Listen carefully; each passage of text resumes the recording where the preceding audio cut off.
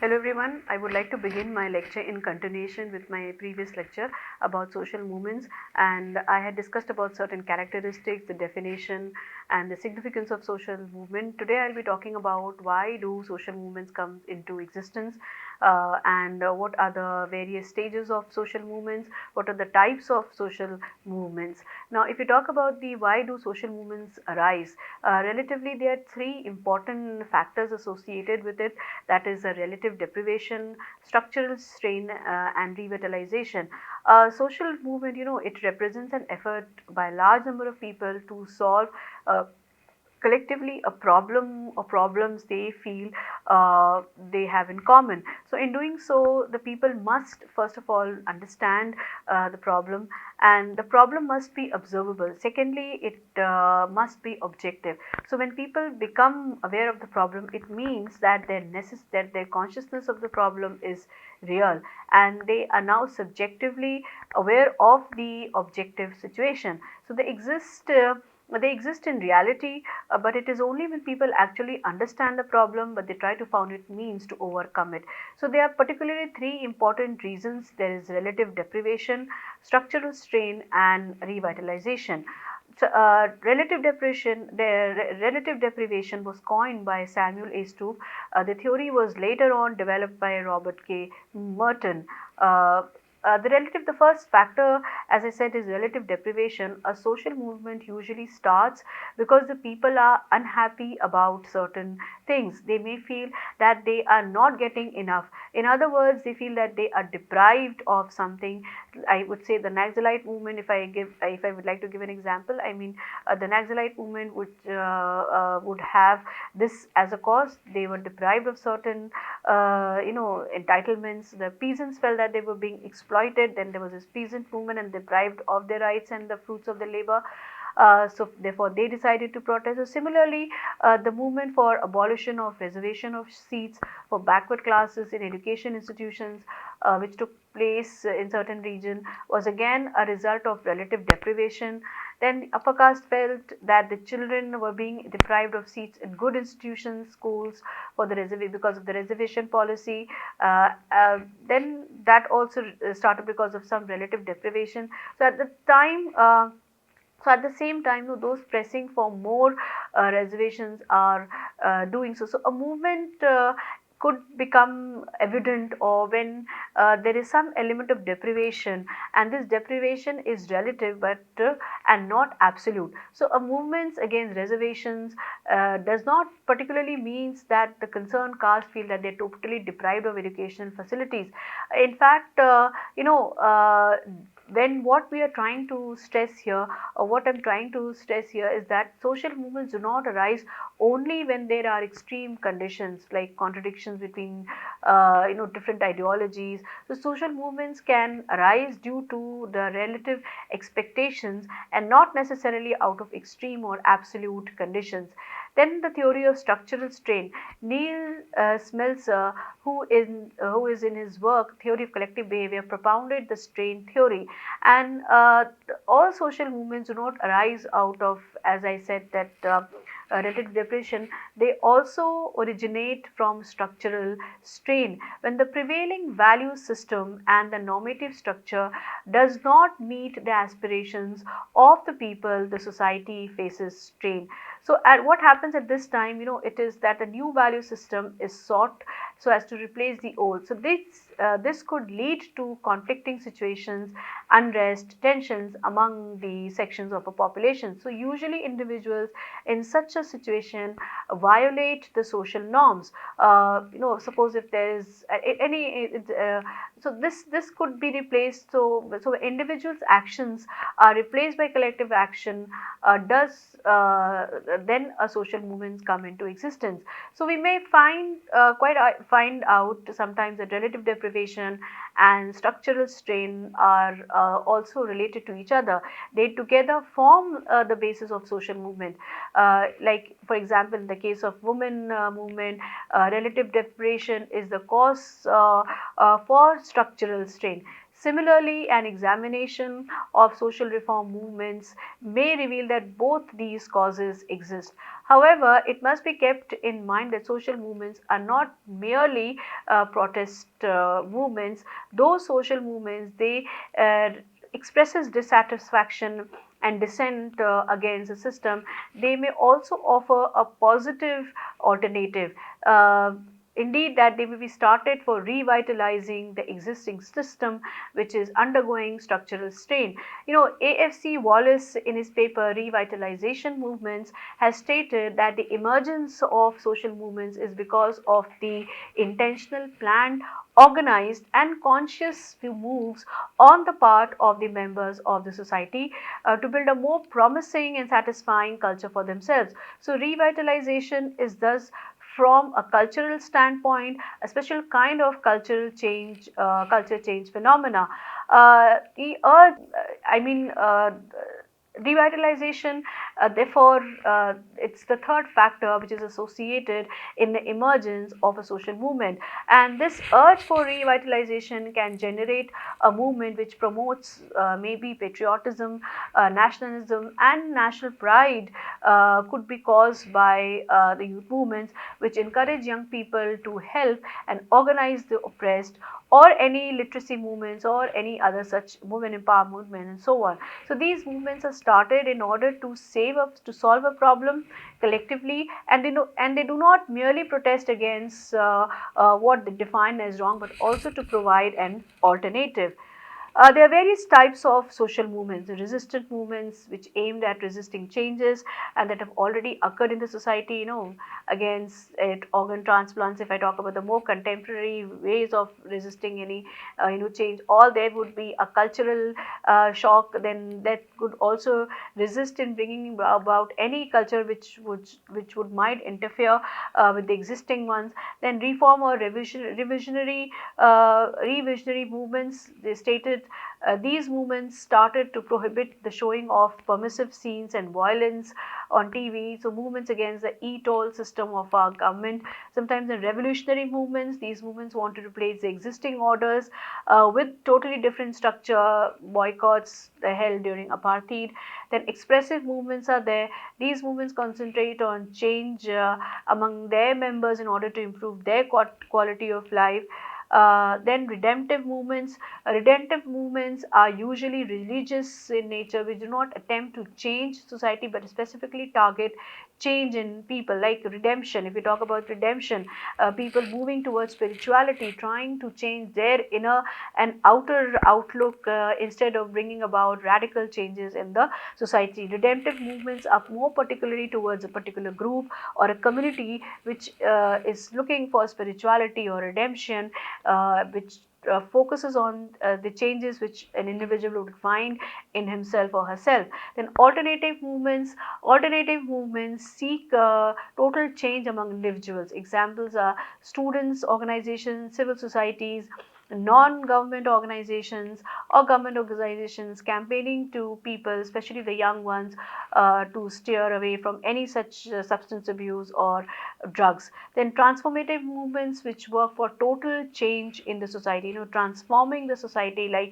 if we talk about the modern society, there is technological advancement. Today it is about today you'll find AI tools, and so there's a complete transformation of society which would not particularly talk about any deliberations or any agitations or protests, but it transforms the functioning of the society. Then regressive or reactionary movement have the aim at setting back the clock. Members view certain social changes with suspicion and distaste and try to reverse current trends in the society.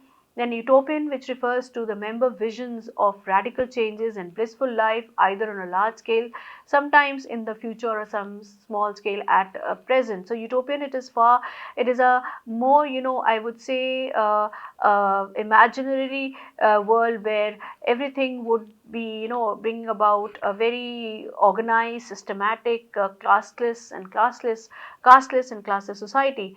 Then escapist or retreatist, this movement do not seek to bring change in the society, but to withdraw from it and not to experience its corruption. So certain religious sects are example of this type of movement, where the group of members isolate themselves from contact with outsides. There are certain groups, there are certain religious communities, small groups, where they do not have any worldly affairs, and they are just confined to their own means of survival.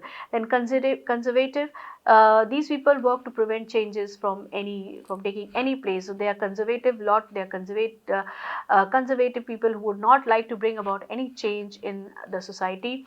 Then assimilationist, which is designed to help minority groups become assimilated or accepted in the society. The civil rights movements or women's liberation are some of the examples. Then pluralist, rather thanking seeking assimilation, pluralist seeks acceptance without claiming to be the same as the majority. And then revivalist, they seek to take the system back to its original pristine purity.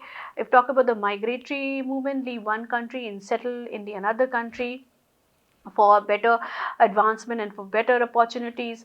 And then millenarian, based on belief of religious, social or political group that a major transformation of society will occur, after which all the elements or components of the society will change in a more positive or sometimes negative direction. Now, there are few of the certain types of movements, but there are many more to it. It's just not only confined to these. There are peasants movement, there are reform movements, there are freedom movements, there are women emancipation or women empower movement, then Sufi movement, Bhakti movements, in particular in India. So there are more movements related to it, to its.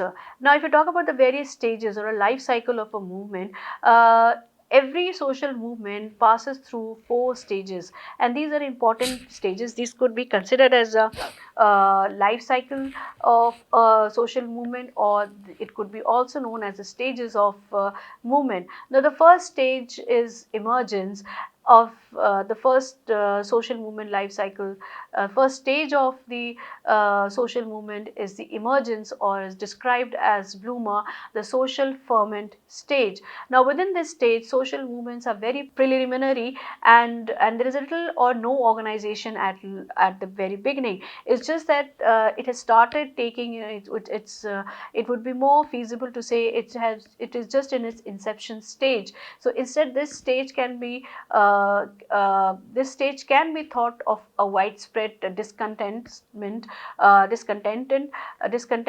Slowly and steadily, there is a feeling of discontentment, there is a feeling of dissatisfaction. So later on, so it is just the beginning of it. So potential movement participants, they may be unhappy with some policy or some social conditions, but they have not taken any action in order to redress their grievances, or if they have, it is most likely individual action rather than collective action. So the emergent stage is just the realization of the discontentment or dissatisfaction, that something is not smooth, or something, there is a growing unrest slowly and steadily amongst the individual, and it has not come into a collective being, but it is more of an individual concern. So a person may comment to friends and families that he or that person is dissatisfied, is sharing his thought with the conditions, or it could be in any way, it could be verbal, it could be in written,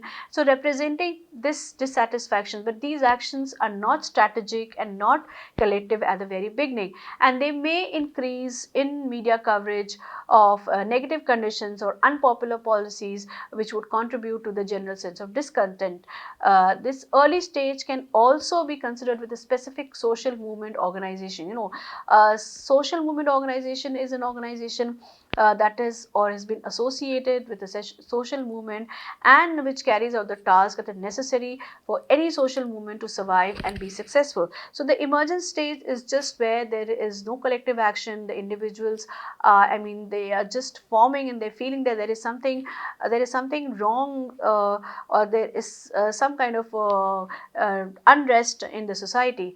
At the next stage of the life cycle, social movements have overcome some obstacles, and which many never overcome. So the second stage is coalescence stage. Social unrest or discontent passes without any organizing or widespread mobilization.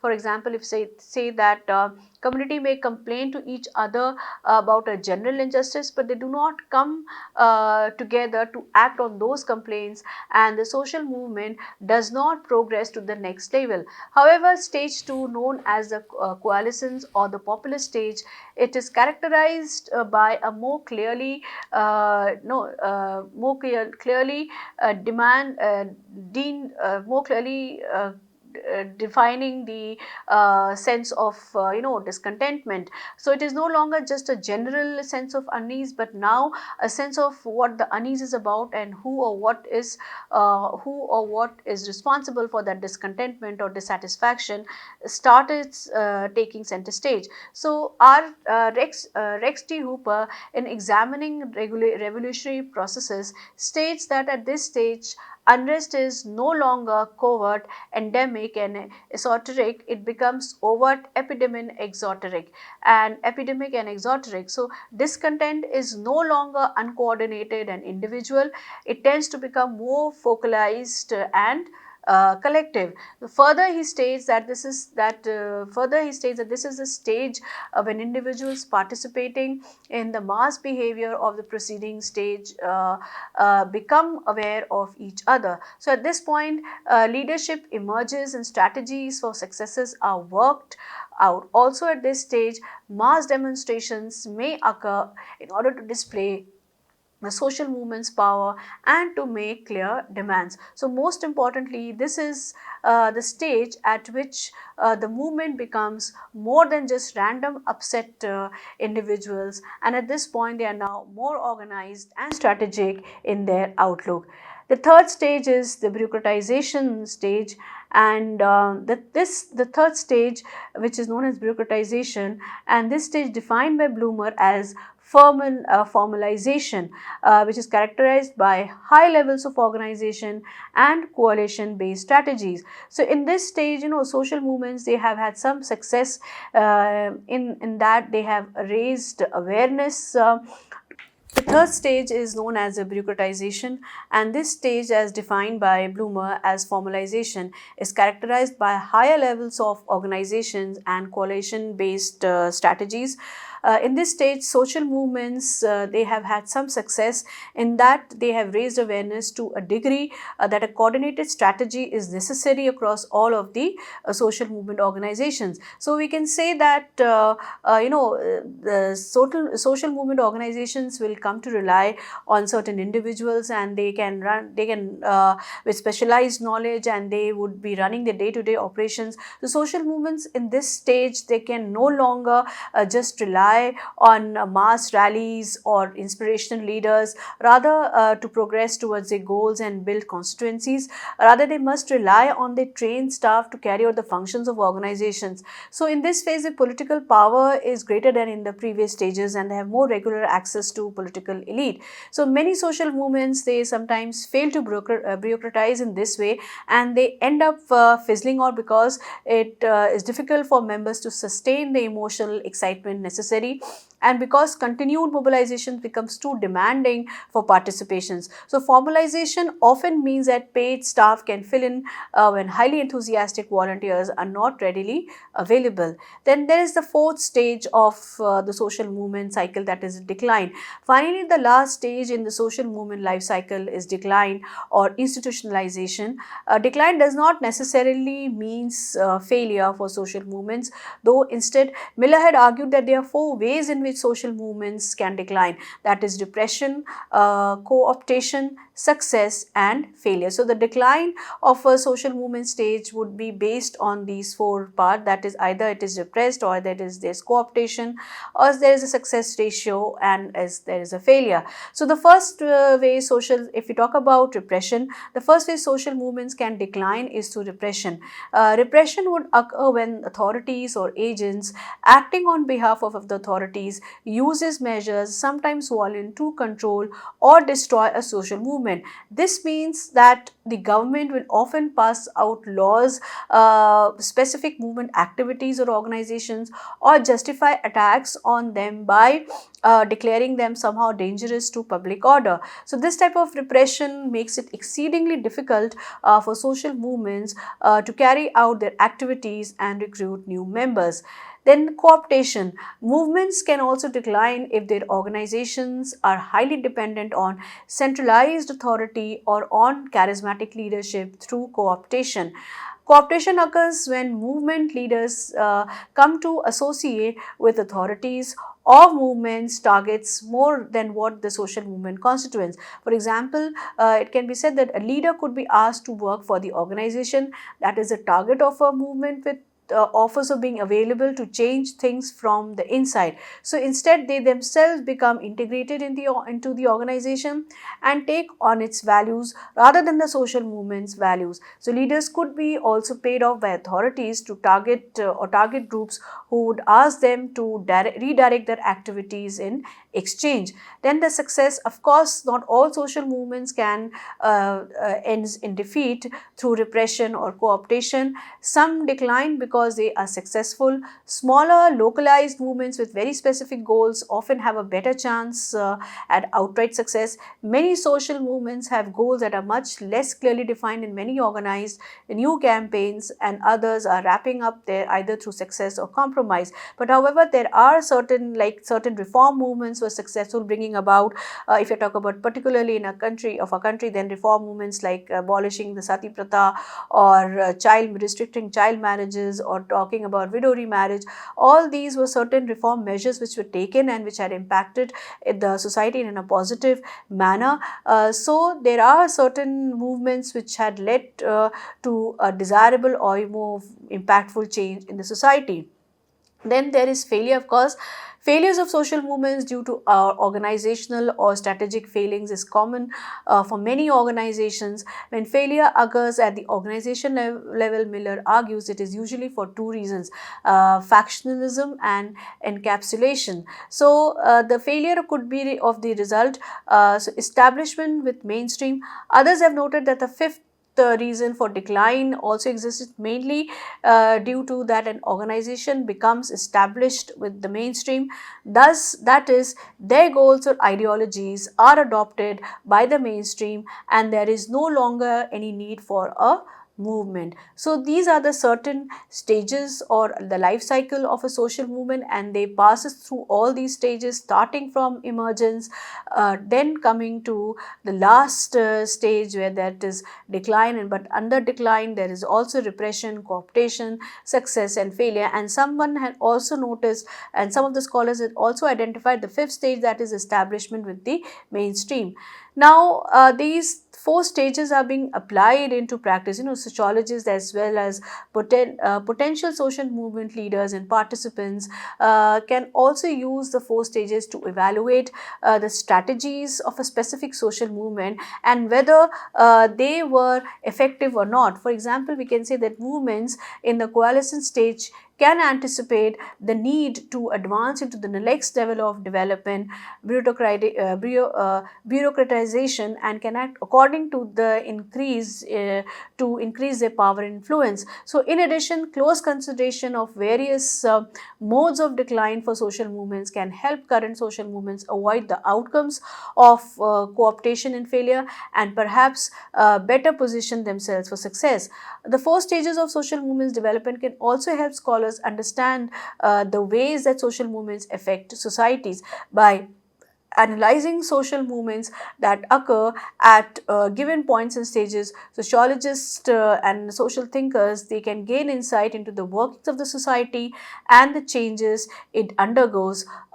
which is a fundamental component to the work of sociologists or social thinkers. For example, if I look into it, looking at the periods of emergence and coalescence in the American civil rights movement's presence, a way to observe how society has changed as a result of the movement. In addition, we can better understand the events that occur at various stages in the social movement in retrospect as a part of a process or change rather than as individual events. Now, if you look into the social movements in India, there had been various movements like your Sufi movement, Bhakti movement, then a social reform movement, Brahmo Samaj, Patna Samaj, then Theosophical Society, Indian national movement, the British imperialism influence of Western civilization, spread of English language, then peasant movement, tribal movement, Dalit and backward class, women movement, environmental movement, trade and labor movement, global social movement.